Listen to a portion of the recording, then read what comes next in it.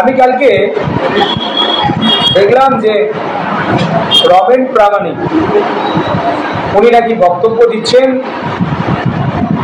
যে এমএলএ চামড়া খুলে নেবে। রমেন প্রামাণিককে আমি এটা বলে দিচ্ছি, এটা শোনাতে চাই, ভাই রাজনীতিতে এখনো অনেক, তুমি ছোট আছো, শিশু আছো, সবে মাত্র কয়েকদিন রাজনীতি করতে এসছো, আগে ওরা সোনার কাজ করতে, সেখান থেকে সোনা চুরি টুরি এরকম অনেক কেস আছে তোমার নামে। তোমাকে যদি আমি জেলের গাড়ি না টানাতে পারি, আমার নাম সুশান্ত ঘোষী না।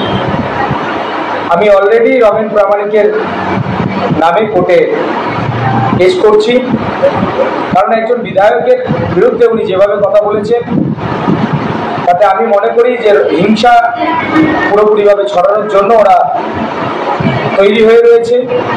আমি প্রশাসনের কাছে বলবো অবিলম্বে রমেন প্রামাণিকের বিরুদ্ধে ব্যবস্থা নিতে হবে।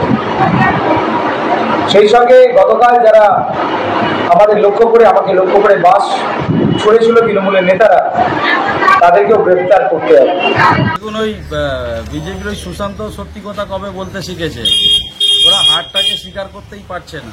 প্রথমেই বলি, ওদের ওই যে একটা পাল্টুবাজ আছে, সরকার কবে পড়ে যাবে শপথ নিচ্ছে, কিছু নেই, তারপরেও অত্যাচার চালাচ্ছে।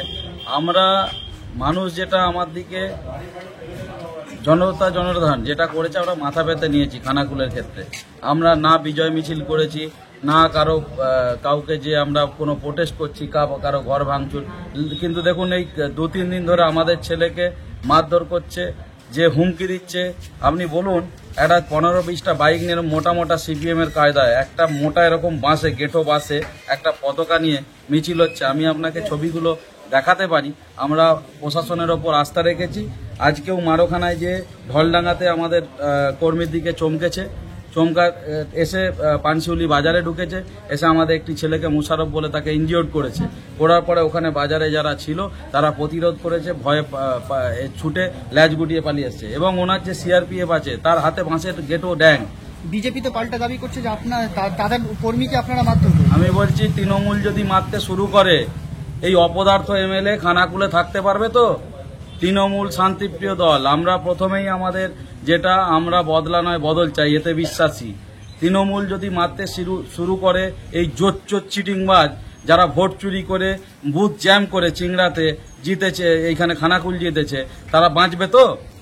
এমএলএ আরো চাঞ্চল্যকর অভিযোগ করছেন যে আপনারা নাকি তাকে খুনের একটা চক্রান্ত করছেন। ও তো অনেক কিছু করবে। আমি বলছি, এই 4-5টা বডিগার্ড নিয়ে ঘুরছে, আপনি দেখতে থাকুন। এবারে আমি এই এমএলএ কে সতর্ক করছি, শুধরে যান। যদি তৃণমূল পথে নামে, আপনাকে ছাল ছাড়িয়ে নেব।